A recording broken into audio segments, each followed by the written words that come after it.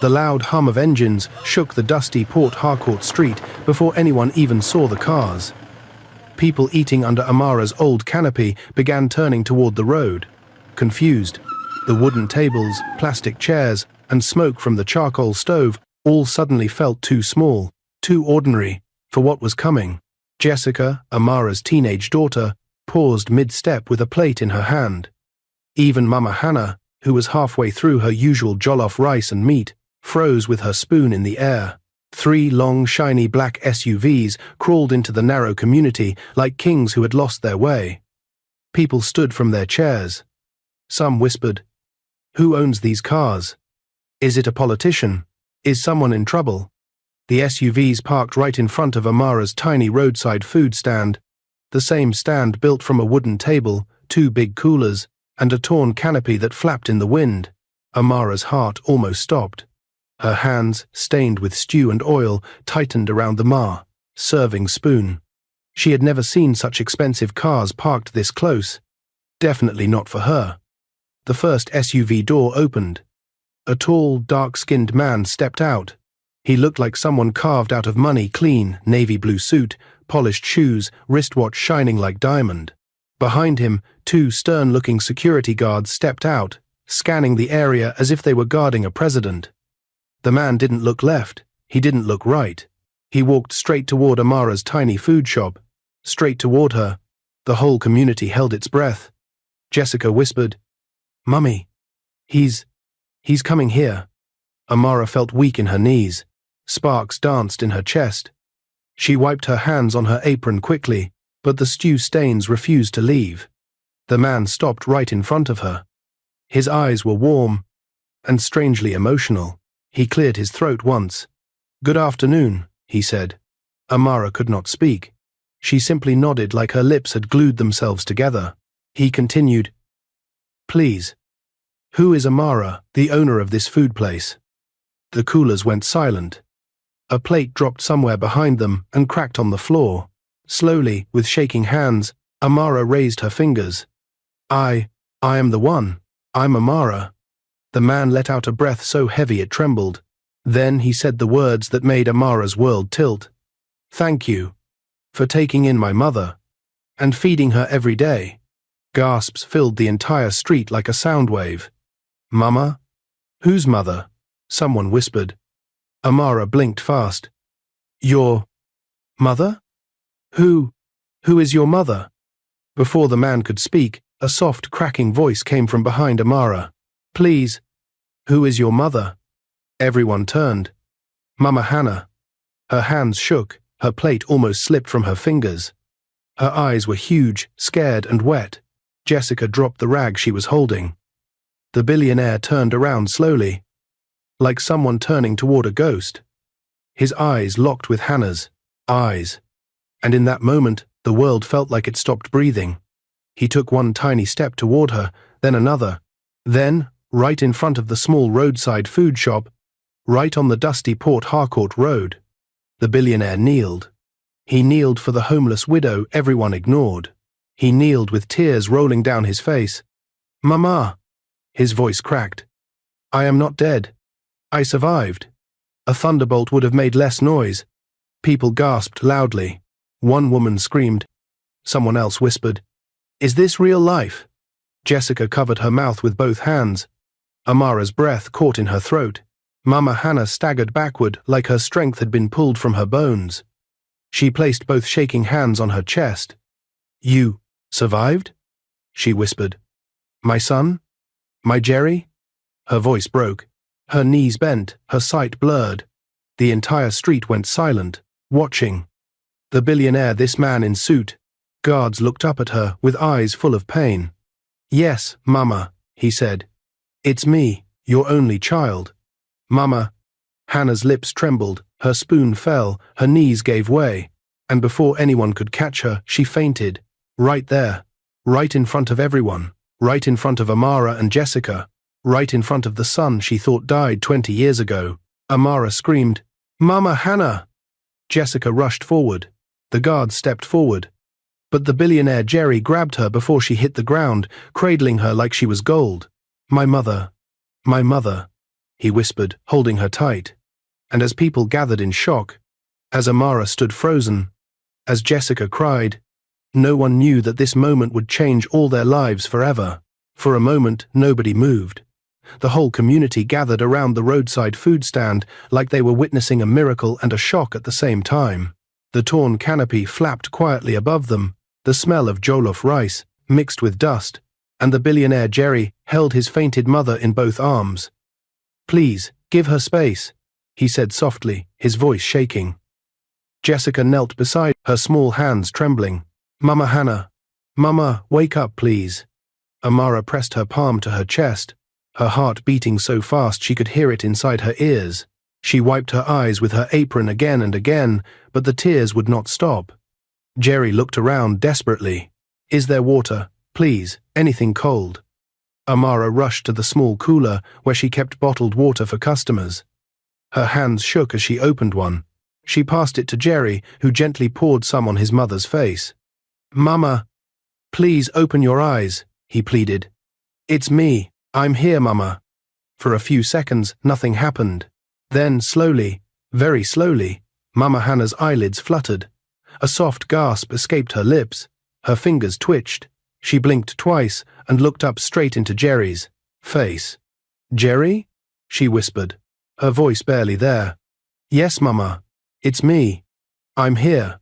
She lifted a shaky hand and touched his cheek, like she needed to be sure he wasn't a dream. You're alive." Her voice cracked. Jerry's eyes filled again. "Yes, Mama, I survived. I'm sorry it took me so long. I am so sorry."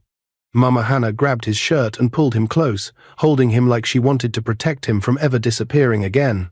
People around them wiped their eyes. Jessica sniffed loudly. Even one of the security guards looked away and cleared his throat. But in the middle of all that emotion, Amara stood frozen. Something in Jerry's voice, something in his eyes, something in his story, felt heavy enough to break a heart. She stepped back a bit, allowing mother and son to breathe. Jerry helped his mother sit on a chair. His guards stood around quietly, keeping the crowd at a distance.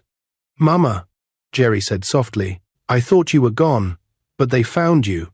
Someone told me you were alive." Mama Hannah wiped her tears with the back of her hand. "But how?" "We buried an empty coffin. They said you and your father were gone." Jerry swallowed. His voice lowered. "I need to explain everything." The entire street fell silent again. Even the wind seemed to pause. Jerry took a deep breath and looked at his mother. 20 years ago, he began. "You remember Papa and I traveled to Lagos to buy goods?" Mama Hannah nodded slowly. "We never made it," Jerry said. "Mama, they attacked us. Armed men." Someone in the crowd whispered, "Kidnappers." Jerry continued, his eyes darkening.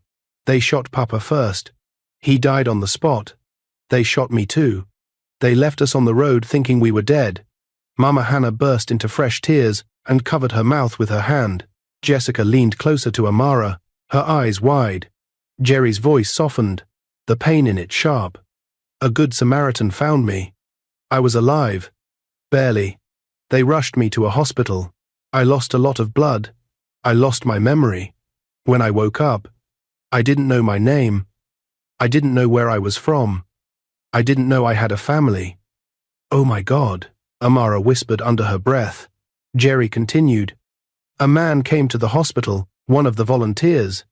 He adopted me because no one knew who I was. He gave me a home. He gave me a name. He took care of me like a true father." He paused, then added quietly, "They told me I was all alone." Mama Hannah cried harder. She placed her forehead on Jerry's hand, shaking like her heart was breaking again, but this time with relief. Jerry squeezed her fingers gently. "As I grew," he said, "some memories came back in pieces. A road, a market, Papa buying yam, and Mama Hannah singing while cooking." He smiled faintly, through the pain. "But I couldn't remember enough to find you." "So how did you know she was alive?" Jessica asked softly. Jerry turned to her. "Recently, during a business project in Port Harcourt, someone recognized my face. An old man. He told me he once saw a widow begging for food who looked exactly like my late father. He gave me her name. His voice trembled. Hannah. Mama.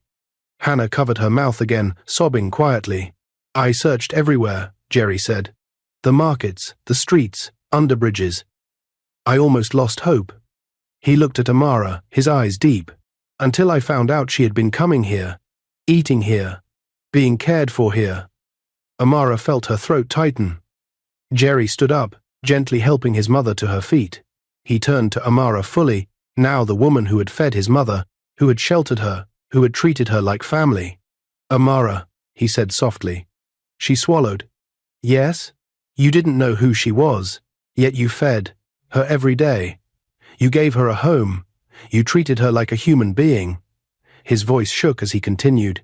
You saved her life, and you didn't even know it. Amara's eyes filled with tears. Jessica grabbed her mother's hand tightly. Jerry placed his hand on his chest. My heart is full because of you. I don't know how to repay this, but I will. People murmured in awe. Someone whispered, this is kindness coming back. Then, suddenly, a loud scream broke the moment.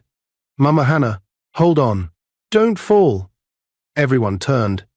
Mama Hannah had grabbed her chest, her breathing hitched, her knees buckled. Jerry rushed forward. Mama! The guards moved instantly. Jessica cried out, No, no, please don't faint again. And right there, under the old canopy, with the smell of stew in the air and dust swirling around them, Mama Hannah collapsed again. This time, harder. This time, nobody knew if she would wake up. Silence swallowed the entire street. Then screams. Panic everywhere. Mama Hannah! Jerry shouted as he caught his mother before she hit the ground. Jessica gasped, covering her mouth. Mummy, she's not breathing well. Amara rushed forward, but her hands trembled so badly she couldn't even touch Hannah. Oh God, someone help her. Jerry lifted his mother gently and cradled her head. Her body felt too light, too weak. Her eyes rolled back as her chest struggled to rise. Call the ambulance, he barked. His guards instantly grabbed their radios. One replied, Sir, medical team is 2 minutes away. We already alerted them when she fainted earlier. The convoy had come prepared. Jerry pulled his mother closer, his voice breaking. Mama, please stay with me. Don't leave me again. I just found you. Some women from the roadside rushed forward with cold water, palm fans and wrappers. Jessica grabbed a small hand fan used for fanning charcoal and began fanning Mama, Hannah's face. Please wake up, Jessica whispered, her voice shaking. Please don't die. Amara knelt beside them, tears pouring down her cheeks. God, not today. Not like this. Please. The smell of stew and smoke filled the air, mixing with fear. Customers dropped their plates. A mechanic from the next shop rushed over, wiping oil from his hands. Even children stopped playing and stood silently. It felt like the whole community was holding its breath. Then a loud ambulance siren cut through the street. Everyone turned. A white emergency van raced toward them, dust flying behind it. The moment it stopped, 3 paramedics jumped out with a stretcher. Make space, please move back, one shouted. Jerry gently passed his mother to them, but when her head tilted sideways, he flinched like he had been stabbed. Careful, please, he begged. She's my mother. We'll take good care of her, sir, the medic assured. The paramedics worked, fast checking pulse, placing an oxygen mask, pressing on her chest, lifting her onto the stretcher. Jessica grabbed Amara's arm. Mummy, is she dying? Amara swallowed hard. No, baby, no, God will not allow it. But even she didn't believe her own voice. Jerry turned to Amara and Jessica, with eyes full of fear and gratitude. Please, he said, come with us. Amara froze. Us? We are not family. Jerry shook his head, voice firm but soft. You fed her, you sheltered her, you are family. The words hit Amara's heart like warm rain. Within seconds, the medics loaded Mama Hannah into the ambulance. Jerry climbed in without hesitation. Before Amara could protest, Jerry reached out his hand to her. Get in, he said. You're not staying behind. Security guards guided Amara and Jessica into the SUV right behind the ambulance. Some neighbors ran to fetch their phones, shouting, "They are following the billionaire. Is everything okay? Amara, call us O." But Amara could barely hear them through the storm in her chest. Jessica squeezed her mother's fingers tightly as the SUV door closed. "Mummy, I'm scared." Amara pulled her into a hug. "Me too, but we will be okay." The convoy moved. The ambulance led the way, sirens cutting through the city. The 3 black SUVs followed close behind. People stopped on the road to stare. Bikes parted. Traffic officers saluted as the vehicles sped by. Jessica pressed her face to the window. "Mummy, are we dreaming?"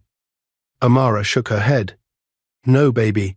Life is showing us something we never saw coming." The drive lasted only a few minutes, but it felt like hours. Finally, they arrived at a private hospital, glass doors, polished tiles, and guards in crisp uniforms. Not a place people like Amara ever thought they would enter. Medics rushed Mama Hannah inside. Jerry stepped out, shaky but determined. Amara and Jessica followed him closely. Inside the emergency room area, a doctor rushed forward. "What's the situation?" The medic answered quickly. "Elderly woman. Fainted twice. Chest pain, weak pulse, possible shock collapse." The doctor nodded. "Clear ER now." Nurses wheeled Hannah through double doors. Jerry stood there, staring at the door long after it closed. His shoulders fell. His chest rose and dropped like it hurt to breathe. Amara stepped beside him. "She will be fine." He turned slowly. "I'm scared. I just found her. I can't lose her again." Amara placed a steady hand on his arm. "She has a reason to stay. She won't leave." Something softened in his eyes. Jessica watched them quietly. She felt something powerful happening, something that didn't feel like coincidence. 30 minutes later, the doctor came out. Everyone rushed to him. "Doctor, how is she?" Jerry asked quickly. The doctor removed his gloves. "She's stable. We were able to bring her around." Amara let out a breath she didn't know she was holding. Jessica clapped softly, tears rolling down her cheeks. "But," the doctor continued, "she fainted from emotional shock. Her body has been under stress for too long. Hunger, exhaustion, trauma. She needs rest, food, and safety." Jerry nodded quickly. "She will get all of that, everything she needs." The doctor smiled softly. "She kept calling your name when she woke up." Jerry's eyes shined again. "Can we see her?" Jessica asked. "Just one person for now," the doctor said. Jerry looked at Amara, then at Jessica, then back at Amara again. "You should go," he told Amara gently. "She trusts you. You cared for her when I wasn't there." Amara shook her head. "But you're her son. You should go first." Jerry stepped closer. His voice was quiet but firm. She would want the person who fed her, the person who sheltered her, the person who made her smile again. She would want— Amara felt her throat tighten. Jessica squeezed her hand. "Go, Mummy. Mama Hannah will be happy to see you." With shaky footsteps, Amara walked toward the room. Jerry moved beside Jessica, bending slightly to her height. "Your mother is a rare kind of woman," he whispered. "Not many people would do what she did." Jessica nodded proudly. "I know. I want to be like her." Jerry smiled. "And you will. I'll make sure of that." Jessica blinked. "Make sure of what?" Jerry hesitated, then spoke. "I will tell you both later." Inside the hospital room. The small room was quiet. A soft beeping sound filled the air. Mama Hannah lay on the bed, pale but awake. Her eyes lifted when she saw Amara walking in. A faint smile touched her lips. "My daughter." Amara rushed to her side and held her hand gently. "Mama, you scared us." Hannah squeezed her fingers. "I saw my son. My Jerry. I thought I was dreaming." "No dream, Mama," Amara whispered. "He's here. He's alive." Tears slid down Hannah's cheeks. "Amara, I have nothing. I am nobody. Why did God send you to me?" Amara wiped her tears tenderly. "Because everyone deserves love," Hannah sniffed. "You gave me food. You gave me a bed. You gave me a family. Without knowing who I was." Amara smiled softly. Kindness doesn't ask for details. Hannah's grip tightened. I will never forget you. Never. Suddenly the door opened softly. Jerry stepped inside, his eyes softened at the sight of them. He came closer and knelt beside the bed. Mama, he whispered, when you get strong, I will take you home.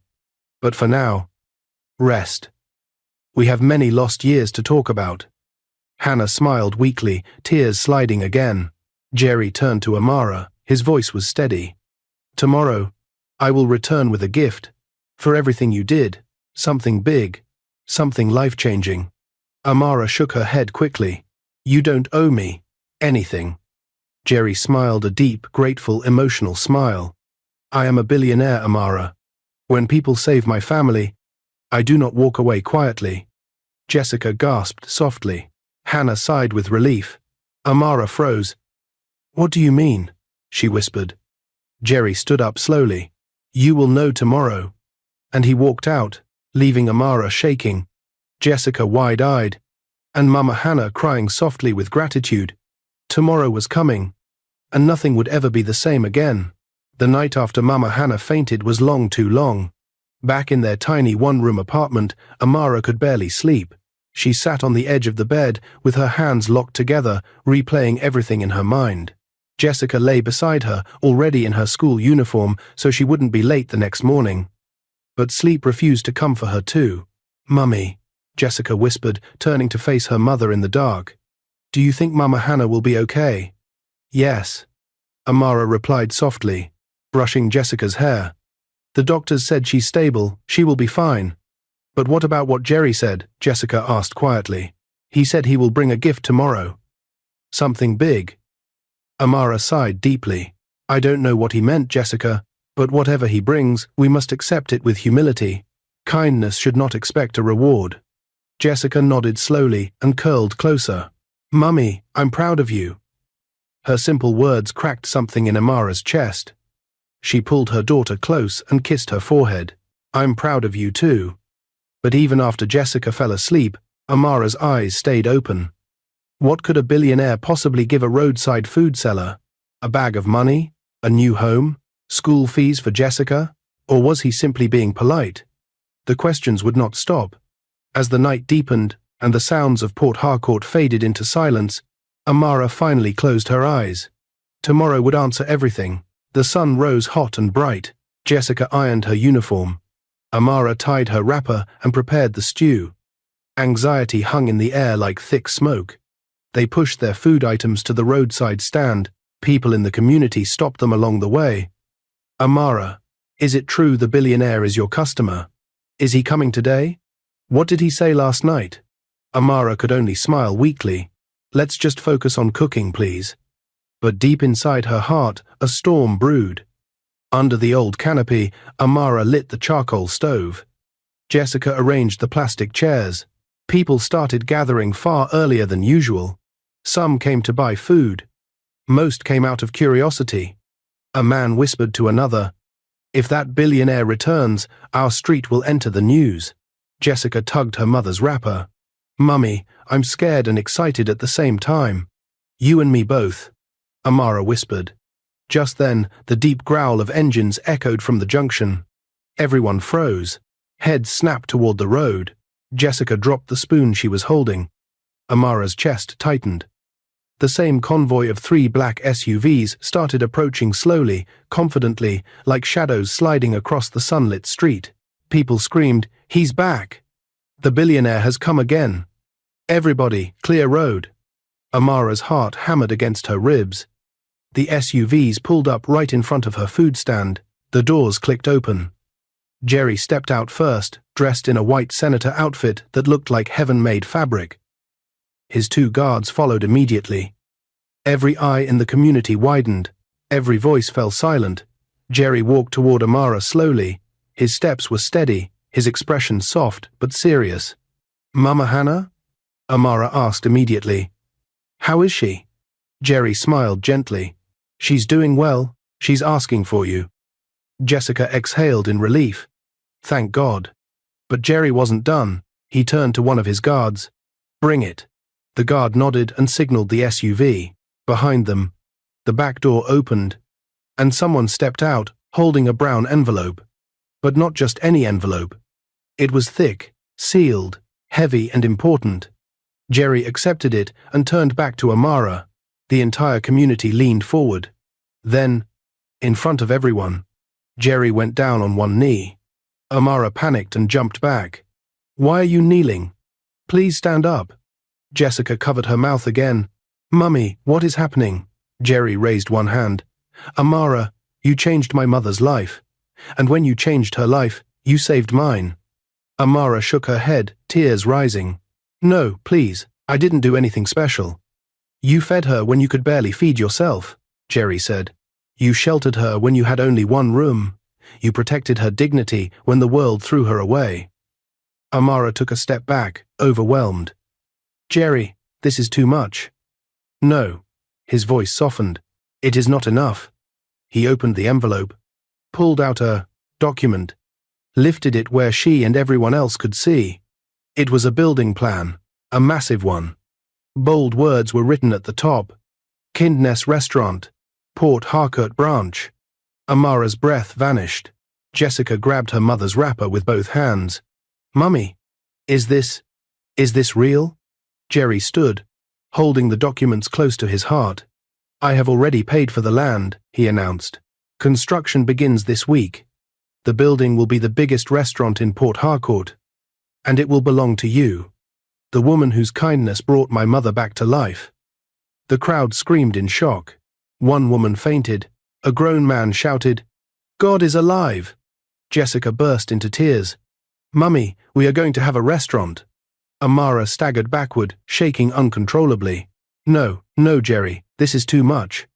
Jerry took a step closer. His voice was gentle but firm. "There is more." "More? More?" Amara felt her knees weaken. Jerry reached into the envelope and brought out another set of papers. "This one," he said, "is for Jessica." Jessica's eyes widened. "Me?" Jerry smiled. "Your daughter wants to become a medical doctor. I will sponsor her education from now until she becomes one." Gasps filled the air again. A neighbor shouted, "God of wonders!" Another cried, "School fees for a doctor. That is millions." Jessica covered her face, crying into her hands. Amara finally collapsed into a plastic chair, shaking her head over and over. "Jerry, we don't deserve all this kindness." Jerry crouched in front of her again, just like before. "Yes, you do," he said softly. "People who give without expecting deserve blessings without limits." Amara began crying so loudly she couldn't form words. Her whole body trembled. Jessica hugged her tightly. Jerry continued, "Tomorrow morning, the engineers will begin clearing the land. In 1 month, your new restaurant will open, and it will be named after the kindness you showed my mother." Amara sobbed harder. Jessica cried too, pressing her face against her mother's shoulder. Jerry allowed them time to take it in. The entire community clapped, screamed, and danced around them. Finally, Jerry said, "But Amara." Amara looked up through her tears. "Yes." He smiled warmly. "My mother wants to see you today. She said you must come to the hospital with me." Jessica nodded quickly. "Mummy, go. Mama Hannah needs you." Amara wiped her tears with shaky fingers. "I will go."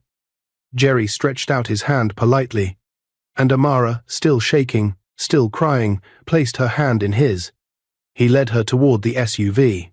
Jessica whispered from behind, "Mummy, our lives are changing." Amara looked back at her daughter, her eyes full of tears, her heart full of gratitude, her world full of new beginnings. "Yes, baby," she whispered. "Everything is changing." But as Amara stepped into the SUV, something unexpected was waiting inside, something she did not see coming, something that would twist her heart in a way she did not expect, something that would change the story again. When Amara stepped into the Billionaire's SUV, her heart was still racing from the shock of what Jerry had just announced. Jessica and the entire community were still outside cheering, dancing, and taking pictures of the convoy like it was a movie scene. But inside the SUV, inside, something very different waited. Amara froze the moment she saw it. A bouquet of white roses, fresh, bright, and wrapped in gold paper, sat on the seat beside her. Her chest tightened. White roses, the flower Johnson used to give her every anniversary. The flower he bought the day he promised to build her a small restaurant one day. The flower, he always said, reminded him of her kindness. Her breath caught in her throat. But before she could speak, Jerry climbed into the SUV through the other door and sat beside her. He saw her staring at the flowers. "Oh, those," Jerry said softly. "They're for my mother. She likes white flowers." Amara forced a smile, still shaken. "They're beautiful." "Yes," Jerry replied. "Pure, simple, honest." The car began to move. The convoy drove slowly out of the community as people waved, clapped, and shouted blessings. Amara watched them through the window. Her neighbors, the fruit sellers, the mechanic, the bike riders, the children who always came to beg for leftover stew, even the woman who mocked her business the previous year. Every single one of them waved like her life had just turned into a fairy tale. Jessica stood in front, smiling with tears in her eyes, her hands pressed against her chest like she wanted to hold the moment forever. As they turned onto the main road, the noise faded behind them, replaced by the hum of the expensive engine. The silence inside the SUV stretched out between Amara and Jerry. He finally broke it. "Are you afraid?" he asked gently. Amara didn't answer at first. She stared out of the window. She stared at the dusty road, the passing houses, the market stalls opening for the day. She exhaled softly. "I'm overwhelmed. Everything is happening too fast." Jerry nodded with understanding. "I know. But kindness doesn't ask for permission before bringing blessings. And blessings don't always come slowly." Amara looked down at her hands, still smelling of stew, still carrying tiny scars from years of mixing hot oil and washing plates. "Jerry," she began slowly, "your mother, she has become family to us. We didn't do anything special, we just did what humans should do." Jerry smiled sadly. "Most humans don't do what you did." She said nothing. He continued, "Most people stepped over her, ignored her, pushed her away. Some threw stones." His voice tightened. "But you gave her food, you gave her shelter, you gave her dignity." Amara felt her throat tighten. "She reminded me of myself. I know what it feels like to be alone." Jerry leaned back in his seat. "Did your husband leave you alone too?" The question hit her like a slap. She inhaled sharply. "No, my husband, Johnson, disappeared." "Disappeared?" Jerry repeated quietly. Amara nodded. 3 years ago. He left one morning to find work and never came home. Not a call, not a message, nothing. Everybody said I should move on, but..." Her voice broke. "He was a good man. A very, very good man. He would never walk away on purpose." Jerry's face softened with sympathy. "I'm sorry." Amara blinked away the wetness in her eyes. "Jessica still believes he'll return someday. I pretend I believe too." Jerry hesitated before asking, "Do you think he's alive?" Amara shrugged helplessly. "I pray that he is." The car became silent again. The air felt heavy with loss, but also strangely full of hope. The hospital building came into view, tall, clean, with glass doors that reflected the morning sun. The SUV stopped at the entrance, and Jerry stepped out first. A security guard opened the other door for Amara. "Are you ready?" Jerry asked. "No," Amara whispered honestly. "But I'll go in anyway." Jerry smiled. "That's courage." They walked together through the hallway, past nurses who immediately recognized Jerry and whispered excitedly behind their masks. He ignored all of them. He headed straight toward Mama Hannah's room. Before Jerry opened the door, he paused and turned to Amara. "One warning," he said. "My mother will cry. A lot." Amara smiled faintly. "I'm used to tears." He opened the door. Inside, Mama Hannah sat up in bed, covered with a blanket. Her cheeks were still pale, but her eyes lit up the moment she saw Amara. "My daughter." Amara rushed to her side. "Mama, how are you?" "Alive," Hannah whispered with a smile. "Because God still loves me." She took Amara's hands. "Why are you always good to me?" Who are you, truly? Amara laughed softly. I am just a cook under a canopy, nothing special. No, Mama Hannah said firmly. You are special, more than you know. She turned to Jerry. Did you tell her? Not yet, he said. Tell me what? Amara asked, confused. Jerry sat down, his face turned serious. Amara, there is something important you need to know. Her heart skipped. Jessica suddenly knocked on the door and rushed inside breathlessly. Mummy, I followed the car. I didn't want to stay alone in case something happened. Amara sighed and pulled her daughter into a hug. Jessica, you're too stubborn. Mama Hannah needs me, Jessica said proudly. Jerry chuckled. She definitely does. Then his expression returned to the serious one. Amara, he said slowly, what I'm about to tell you might sound unbelievable. Amara frowned, worried. What is it? Jerry glanced at his mother. Mama Hannah nodded. Go ahead, my son. Jerry looked back at Amara. I know who you are. Amara blinked. What? Jerry continued. My private investigators looked into you last night. I needed to be sure before coming this morning. Amara's heart raced. Investigators? Why? Jerry leaned forward. Because you didn't just save my mother's life. You saved someone connected to you in a way you don't know. Amara grabbed Jessica's hand tightly. Please stop scaring me. What did they find? Jerry took a slow breath. Your husband, Johnson. Amara's heart jumped. Jessica stiffened. Jerry looked straight into Amara's eyes. He didn't run away. He didn't abandon you. Something happened. What happened? Amara whispered. Jerry lowered his voice. My father and I, we weren't the only ones kidnapped 20 years ago. Amara blinked. I don't understand. Jerry nodded slowly. That same group, the one that attacked us, they continued their operations for years. They kidnapped men who traveled alone, men who were vulnerable, men who couldn't defend themselves. Amara felt cold inside. What are you trying to tell me? Jerry swallowed. Amara, last night, we confirmed it.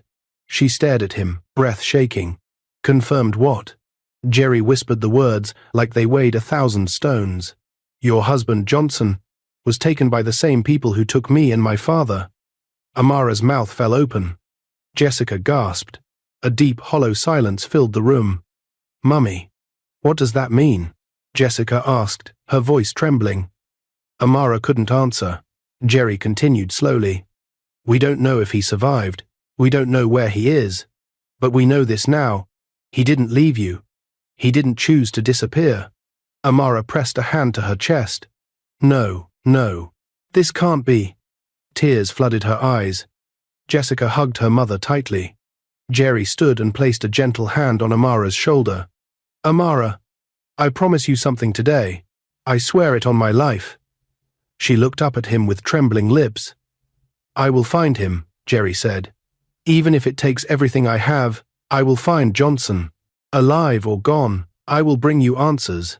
Amara covered her face with both hands and cried deep, loud, heartbreaking sobs that came from the ache she had carried for 3 hard years. Mama Hannah cried too. Jessica cried. Jerry swallowed hard, fighting his own tears. This wasn't just kindness returning. This was destiny unfolding. This was truth rising from the ashes. This was a new beginning Amara never expected. After a long while, when the room finally calmed, Jerry wiped his face and said, That's not all. Amara looked up weakly. There is more? Construction starts today, Jerry said. Workers are already on site. Jessica's eyes widened. Already? Jerry smiled. By evening, the foundation will be complete. Jessica screamed happily and hugged him. Thank you, Uncle Jerry. He laughed softly. Amara, he continued, you will be at the opening next month. My mother will cut the ribbon. Your daughter will be honored, and the whole city will know your name. Amara burst into quiet tears again, but Jerry wasn't done. Jessica, he said gently, when you become a doctor one day, I want you to remember something. Jessica nodded eagerly. You didn't become a doctor because a billionaire paid your fees, Jerry said. You became a doctor because your mother raised you with kindness. And kindness always returns home. Jessica wiped her eyes. Yes, sir. Jerry took a deep breath and continued. And one more thing. Everyone leaned forward. You think this is the end of your blessings, Jerry said softly. But it is only the beginning. Amara stared at him, overwhelmed. Beginning of what? Jerry smiled. A family. Jessica looked confused. Whose family? Jerry glanced at her with warm eyes. At Amara. At Mama Hannah. Then he said, You'll see soon enough. The next morning, Port Harcourt woke up louder than usual. News had already spread across the city. Billionaire builds restaurant for roadside cook. Homeless widow reunites with her son. After 20 years. Kindness restaurant construction begins overnight. People crowded near the site where Jerry's workers had already flattened the land and dug the foundation. Trucks beeped, cement mixers rolled, engineers shouted instructions, and neighbors stood around pointing at the rising structure like it was a miracle growing from the soil. But the miracle wasn't the building. It was what was happening inside Amara's heart. Inside her, hope something she buried years ago was slowly waking up again. Not because she wanted wealth, not because she craved fame, but because, for the first time since Johnson disappeared, someone powerful believed she deserved answers. And that someone was fighting for her. Amara, Jessica, and Jerry arrived at the hospital early. The moment they entered the hallway, nurses started whispering again. That's the woman. The billionaire's mother stayed with her. She must be blessed. Amara smiled shyly, still unused to the sudden attention. But when they reached Mama Hannah's door, Jerry stopped. There is something you need to see, he said quietly. Amara frowned. See what? Jerry opened the door gently. Inside, Mama Hannah sat on the bed, smiling brighter than yesterday. But she wasn't alone. A man stood beside her. A tall man. A man with tired shoulders. A man with gentle eyes. He turned slowly when they entered. Amara froze. Her breath caught. Her knees weakened, her whole world tilted. Jessica's voice cracked. Mummy. Is that? Jerry stepped forward slowly. Amara. Meet him. The man came closer, hesitant, emotional, unsure. Amara, he whispered. It was the whisper she had heard in her dreams, the voice she thought she would never hear again. She touched her chest, trembling. No, this can't be real. The man swallowed hard. It's me. Her lips parted. Johnson. He nodded slowly. Then he cried. And that was when Amara knew. It was him. Her husband. The man who vanished 3 years ago. The father who left Jessica with a hole in her heart. He was alive. Broken, thin, older, but alive. Amara staggered forward and covered her mouth with both hands. Johnson, you're alive? You're truly alive. Johnson reached out, but pulled his hand back as if he wasn't sure he had the right to touch her. Amara, I am so sorry, he whispered. I never left you. They took me. They beat me. They hid me. I tried to come home. Amara burst into tears and collapsed into his arms. He held her tight. He cried into her shoulder. Jessica cried openly, running to hug both of them. Mummy, Daddy, you're alive, she sobbed. Johnson kissed her head again and again. My little doctor, I never stopped praying for you. Amara pulled back slightly and touched his face with shaking fingers. You're real, she whispered. You're truly real. He nodded, crying. I never left you by choice. Jerry watched quietly, his eyes full. When I told you I would find him, Jerry said softly, my investigators already had clues. Last night, they confirmed everything. We found him. We brought him here at dawn. Amara turned to Jerry, overwhelmed. You did this? Jerry nodded gently. You saved my mother. I saved your family. Jessica hugged him tightly. Thank you, Uncle Jerry. Thank you. Jerry patted her head softly. Your father deserves to see the life he left behind. Mama Hannah smiled proudly from her bed. God used kindness to bring all of us home.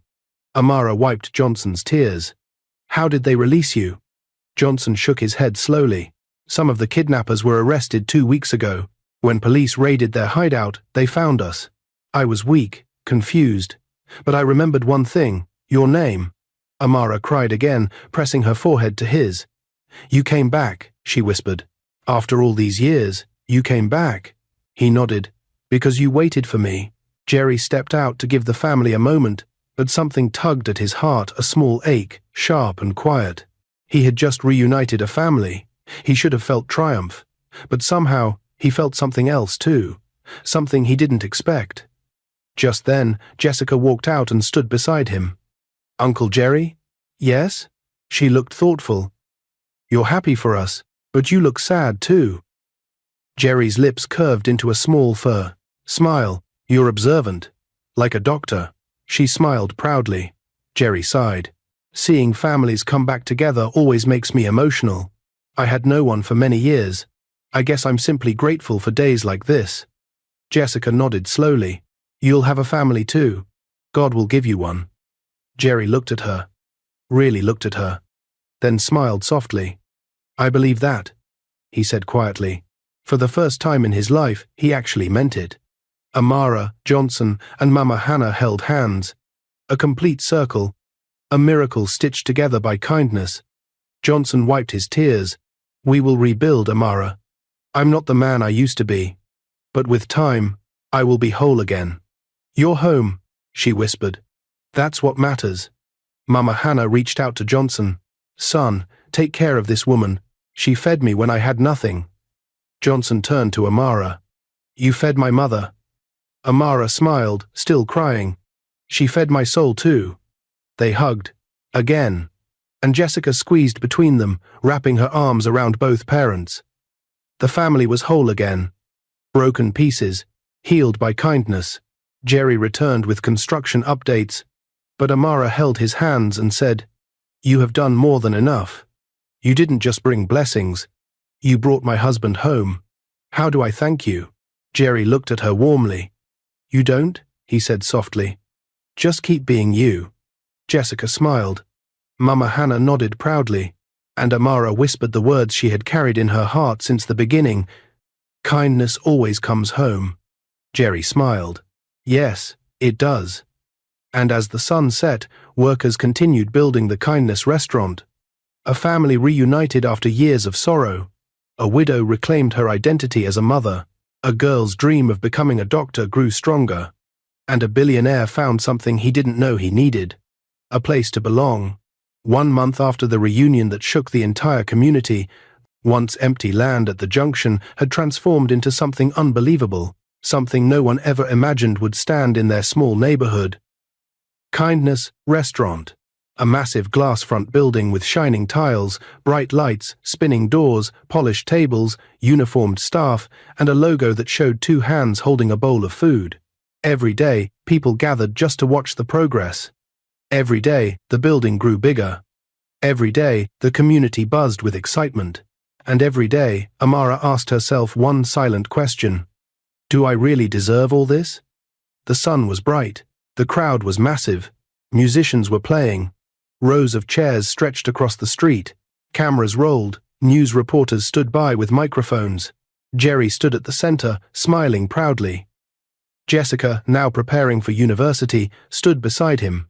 Johnson, still healing, but stronger day by day, held Jessica's hand. Amara stood right at the front, her hands trembling. And at the center, wearing a clean lace gown and holding scissors tightly, was Mama Hannah, the woman who once slept under a bridge, now the guest of honor. She was crying already. Jerry raised the microphone. Today, we open the biggest restaurant in Port Harcourt. A restaurant built to honor a woman's kindness. A kindness that saved my mother. Ladies and gentlemen, please welcome the woman who inspired all of this, Madam Hannah.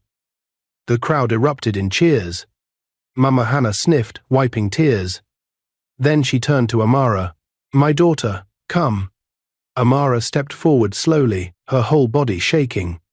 Together, Hannah placed Amara's hands over hers on the scissors. Today, Hannah whispered, I return to you what you gave me. A chance to live. With tears running down their cheeks, they cut the ribbon. The crowd screamed. Fireworks shot into the air. Cameras flashed.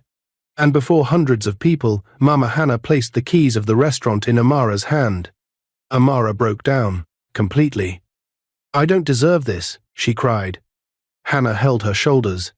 "You deserve more than the world can give." Jessica hugged them both, and for the first time in years, Johnson, standing behind them, felt proud, grateful, and whole again. Months passed, then a year, then two. Kindness Restaurant became a household name. People traveled from across the state just to eat there. Newspapers called it the heart of Port Harcourt, the restaurant built by kindness. Amara employed over 50 staff members. She built new branches. She changed lives just as kindness had changed hers. And the business kept growing. 70 million naira profit every year. Sometimes Amara sat in her office, staring at the numbers, shaking her head in disbelief. "How did a small food vendor like me come this far?" she often whispered. And the answer always came back the same: kindness. As promised, Jerry sponsored Jessica's admission into medical school. He paid for everything: tuition, books, accommodation, even her stethoscope. Johnson, still healing from years of trauma, tried his best to support her too. He attended therapy, stayed home more often, and slowly rebuilt his confidence. He helped in the restaurant office sometimes, learning the new world he had missed. Mama Hannah visited Jessica every weekend at school, cooking soups and proudly telling the neighbors, "My granddaughter will be a doctor." And 5 years later, Jessica stepped onto the graduation stage in her white coat. "Dr. Jessica Johnson," the announcer called. Amara screamed from the audience, crying uncontrollably. Mama Hannah waved her wrapper. Johnson clapped until his palms hurt. And Jerry stood in the corner with the softest smile in the world. He did not say much. He didn't have to. Jessica knew. She felt it too. After graduation, Jessica started working at one of the most respected private hospitals in the country, thanks partly to her brilliance and partly to the quiet recommendations Jerry made behind the scenes. Nights turned into late phone calls. Late phone calls turned into dinners. Dinners turned into walks. Walks turned into something unspoken. Until one quiet evening in the garden restaurant, Jerry asked her to meet him.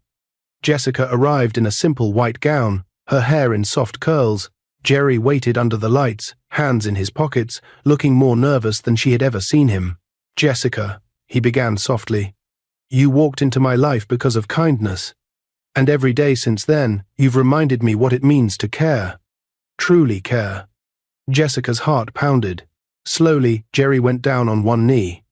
Jessica gasped. "Will you marry me?" he asked, holding out a small velvet box. "Will you let kindness build another home, this time with us?" Jessica covered her mouth as tears burst from her eyes. "Yes," she cried. "Yes, Jerry." He slipped the ring onto her shaking finger. She pulled him into a hug, and fireworks lit the sky again. The wedding was beautiful. Amara and Mama Hannah walked Jessica down the aisle, two women crying so loudly that the guests kept laughing and wiping their own eyes. Johnson stood proudly, his suit crisp, his eyes grateful. Jerry waited at the altar, smiling like he had finally found everything he ever lost. When Jessica and Jerry were pronounced husband and wife, the entire hall erupted in joy. Amara fainted for 2 seconds. Mama Hannah danced even with shaky legs. Johnson cried into his handkerchief. And Jessica and Jerry held each other like a promise that destiny really existed. The laughter of babies filled the mansion. Twin girls Mimi and Mirabelle. Jessica held Mimi. Jerry held Mirabelle. Amara and Mama Hannah each carried one after the other, crying as if their hearts were overflowing. Johnson stood behind them, smiling, older, wiser, but finally home. As Amara rocked her grandchild, she whispered, "It was kindness. Kindness that brought all this." Mama Hannah nodded, tears sliding down her wrinkled cheeks. "Yes," she whispered, "kindness always comes home." And in that warm living room, full of joy and family, the story that began under a torn roadside canopy ended with love, healing, reunion, and generations blessed. What is your view about this story? Where are you watching from? If you enjoyed this story, comment, share, and subscribe to our channel for more interesting stories.